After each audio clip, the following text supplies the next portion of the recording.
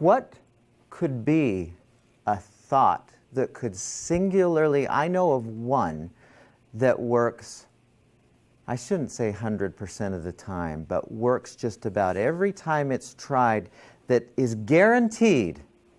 Now, we're focusing on this right here because, again, remember, no threat thought, no stress. So what could be a thought that you could have about events that would guarantee that there's no threat? I can think of a few, but this one, in every time I've tried to test it, it works 100% of the time for me. What do you think that might be? For me, it's I can do this. For case in point, showed up this week to coach flag football, and you would have thought every father, their son was going to be like the sissiest football player ever. I'm like, it's flag football. I can coach flag football. It was fine, no big deal. But like, they were trying to threaten me in the, you can't do this. Girls don't know anything about football. I'm thinking, whatever. But for me, it's like I can do this. It's not a big deal. Rather than I don't care. Good. Like you, I don't care what other people think. I don't care what they think about me. But their perceived threat, and I was like, I don't care. I can do this. I got this. Okay, That's so how I do it. that's a different thought, and that's the one that I would actually use for stage fright. And how do you know that you can do this? How do you know that you can handle being in front of people? You've done it before. And that thought, I've done this before and not died. Your body is going, it's always listening, it's always listening, it's always listening to, and the instant this happens, it gears up for that. But if we can prevent that. So that's a good one. My past experience, or just by saying so. I'm not.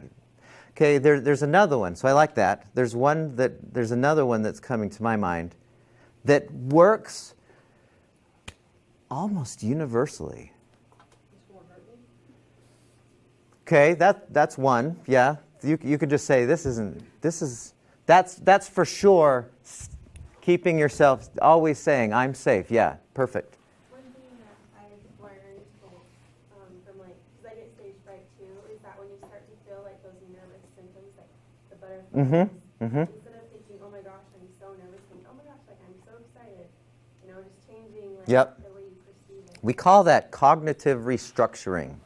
We're changing the structure of our thinking, cognitive restructuring. The one that I would add to these that is so, and the reason why I like it is you can always test it. You can always test over and over again all through your day. And that is gratitude, thankfulness. You cannot be grateful, you cannot be thankful and stressed at the same time. You cannot. Those two are mutually exclusive. If the thought is, man, I'm so grateful I get to talk in front of these people, or I'm so grateful that I have a car, or I'm so grateful I can think to take this test, or I'm so grateful that I have people in my life who are making me get stronger with all the hard things they're giving me. Do you know what I mean? All these things we can say to ourselves that don't include this. That's all we're trying to do today, is figure out, get this out of our lives, get the threat thought out of our lives, and we assure ourselves of preventing stress. Now, having said that, even the best of us forget. We get wrapped up in stuff where we're just, suddenly I just know.